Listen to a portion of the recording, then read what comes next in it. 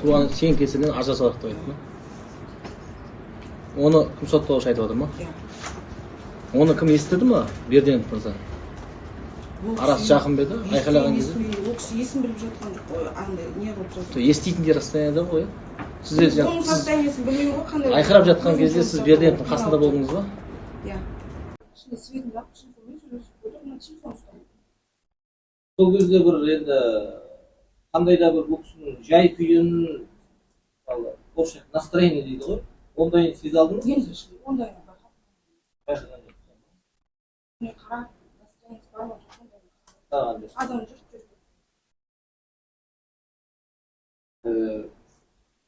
сосын енді жаңа айтып өттіңіз,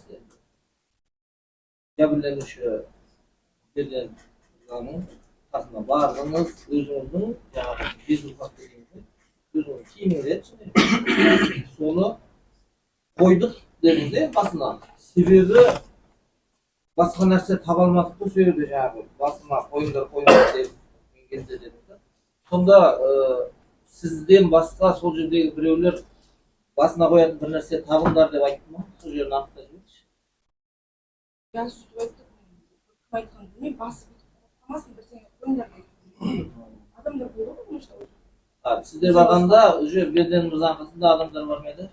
Жоқ, ол кісі жерде жатты, я жан-жағында жүр, ер кісілер бар, бәрі андай не істерін білмей жүгіріп не болып тұр да, кейін біреу машинасының артын ашып су алды. Одан кейін машинасына кетіп қалды, біз білген жоқпыз. Машинасымен кетіп қалды ма? Иә, машинасымен бізден ары қарай тоқтады ма? Дауысты естігенде бір машина қатты жүргізіп кетті.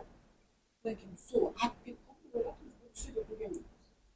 Мен өзім бұл кісі білген жоқпын. Қасында тұрып. Жаңа сіз айттыңыз ғой жауабыңызда, өлтіремін мен, әйелмен ажырастым дегенде сөздер айтты дедіңіз ғой. Ол кезде сіз қай жерде едіңіз? Атылған кісінің қасында. Бір-екі рет атылған жоқ та. Одан да көп атылды ма? Содан кейін мен салют атылған шығар деп ойладым. Көп уақыттан шыққан. Атылған оқтар жаңа айтып отырсыз ғой, бір 4-5 деп жазсыз ғой, соның арасындағы уақыт қанша уақыттарда атылды? Ұзақ па, жақын ба? Мысалы, атылды бір оқ, одан кейін бір 10 секунд, біраздан кейін атылды ма, артынша атылып кетті ма? Бәрі сол бір 5 минутқа жетпей сол уақыттың ішінде болған ғой. Мынандай уақыт. Есіңізде жоқ па нақты? Жаңа әріптесім сұрақ қойды, соны тағы бір нақтылап жіберейін. Осы жәбірленуші мен сотталушының артынан қуалап басқа бір іс-әрекеттерін көрдіңіз ба? Атып қалай атысып жүргендерін, қалай не болып жатқанын? Сіз сонда автокөліктен шығып оқиға уже атыс қару дауысы біткеннен кейін бардыңыз ба?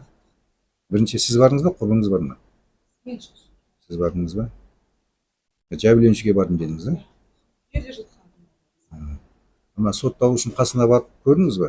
Ол кісіні мен ол кезде көрген жоқпын. Басында біз машинада жүрдік қой, отырдық қой. Сол кезде қасымызға келіп тоқтады. Ол қай кездерде? Отырған кезде ол. Сіздердің қасыңыз автокөлігімен келіп тоқтады ма? Қанша уақыт тұрды қасыңызда? Уақыт білмеймін, сол жерде біраз уақыт тұрды. Қандай іс-әрекет жасады?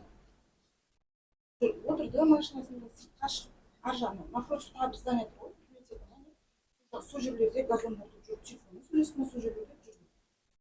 Ол кісінің үстінен бір костюм шешіп алатқан көрдіңіз ба? Жарақат алған адам үстінен. Сіз барған кезде ақ рубашкада ма еді, үстінде костюм бар ма еді? Есіңізде ма? Оны шешіп, астына не қойдық қой, басын бермес. Мен үстіне безрукавканы шешіп, басына қойдық, басы бердік. Не алып астына қоятын кезде. Ал үстінде не болған есіңізде ма? Сол кімнің жарақат алған адам жәбірленуші үстінде не болған? Қандай киім болған? Есіңізде емес пе? Ақ рубашка. Потому что мынандай жерін ашып көрдік, қан өте қалған. Рубашка ыдырап кеткен да, ашып көру үшін ақ рубашканы бір нәрсені ашып көру керек қой, үстінде бір нәрсе бар ма? Нақты есіңізде емес пе сонда? Бірақ қансырап тұрғанын көрдім деп жатырсыз, дұрыс па? Қай жерінен ағып жатыр енді?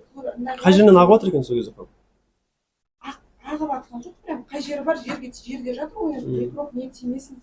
басына бірдеңе төсек қай жері мына жақта деп